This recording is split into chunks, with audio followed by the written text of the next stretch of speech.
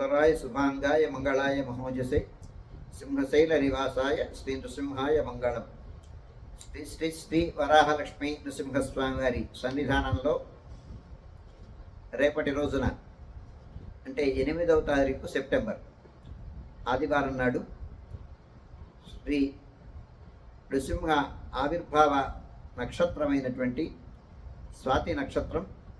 ఈ స్వాతి నక్షత్రాన్ని పురస్కరించుకొని ప్రతి మాసం మన ఆలయంలో జరుపుకునేటువంటి స్వాతి హోమాన్ని, నృసింహ హోమాన్ని రేపు జరిపించకపోతున్నాం. వృషభే స్వాతి నక్షత్రే చతుర్దశ్యాం శుభే దినే సంధ్యాకాలే సముద్భూతో స్తంభోద్భూతో నృకేసరి అని ఈ తిరునక్షత్ర తనియన్ అంటాం. వృషభ మాసంలో స్వాతి నక్షత్రం రోజున లేదా చతుర్దశి తిథి నాడు స్వామివారు అవతరించారు. సంధ్యాకాలంలో ఆవిర్భవించారు స్వామివారు. సంధ్యాకాలంలో ఆవిర్భవించినందువలన ఆసుర బలమైనటువంటి ఆసుర ప్రవృత్తులనన్నిటినీ దూరం చేసేటువంటి వాడు నృసింహ ప్రభువు. మనకి ఆసురీ ప్రవృత్తులు ఏమున్నా కానీ వాటిని దూరం చేయగలిగినటువంటి దైవం సింహాద్రి నృసింహ ప్రభు. అందుచేత అలాగే రాత్రి వేళప్పుడే అసురుల బలం ఎక్కువ ఉంటుంది. అట్లాంటి అసురుల యొక్క బలాన్ని పోగొట్టడం కోసమని అటు రాత్రి కాకుండా ఇటు పగలు కాకుండా సంధ్యా సమయంలో ఆవిర్భవించి ఆసుర ప్రవృత్తి కలిగినటువంటి హిరణ్యకశిపుణ్ణి తన యొక్క స్పర్శ చేత అతన్ని అమృతుణ్ణి చేసేది.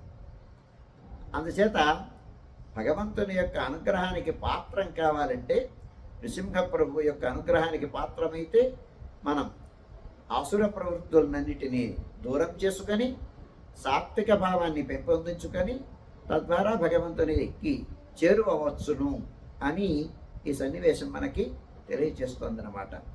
గ్రహదోషాలు, అసుర దోషాలు, అలాగే భీకరమైనటువంటి కూష్మాండ అది దోషాలు, అలాగే భూత ప్రేత విశాచాది ఈ దోషాలు, శారీరకమైన రుగ్మతలు, మానసికమైనటువంటి రుగ్మతలు, వీటన్నిటినీ కూడా దూరం చేసేటువంటి వాడు నృసింహ ప్రభు. అంతేకాకుండా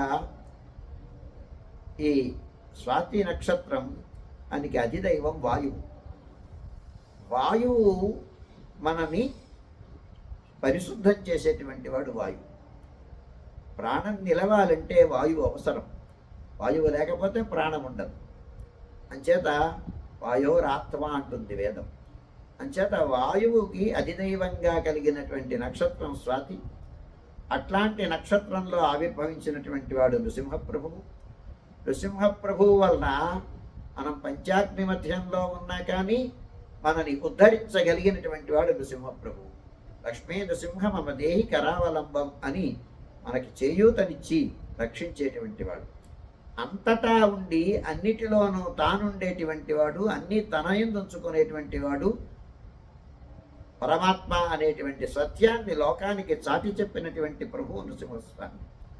అందుచేత అట్లాంటి ప్రభువు మనలో నుండి మన యొక్క రుగ్మతలన్నిటినీ తీర్చి అసుర ప్రవృత్తులని దూరం చేసి సాత్వికతని మనకి ఆయన ఏర్పరచి స్వామికి తనకి చేరువగా తెచ్చుకొని ప్రహ్లాదుణ్ణి ఎలాగైతే, అలాగే హిరణ్యకశిపుడు కూడా ఇంత ఆసుర ప్రవృత్తి కలిగినటువంటి వాడు కూడా ప్రహ్లాదుణ్ణి ఏ స్థానంలో కూర్చోబెట్టుకున్నాడో ఆయన అదే స్థానంలో తొడల మీద కూర్చోబెట్టుకొని ఆయనకి అమృతత్వాన్ని ఇచ్చాడు.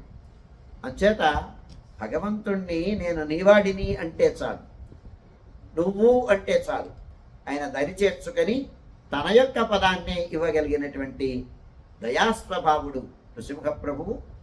అంచేత మనమందరం రేపటి రోజున స్వామి సన్నిధికి చేరదాం. స్వామి యొక్క ఆవిర్భావ నక్షత్రమైనటువంటి స్వాతి నక్షత్రం రోజున స్వాతి హోమంలో మనం కూడా భాగస్వాములవుదాం. భాగస్వాములయ్యి స్వామి అనుగ్రహానికి పాత్రమయ్యి ఆసుర ప్రవృత్తుల్ని దూరం చేసుకొని సాత్వికతని పెంపొందించుకొని తద్వారా మానసికమైనటువంటి స్వాస్థ్యాన్ని పొందుదాం. రుగ్మతలనన్నిటినీ దూరం చేద్దాం.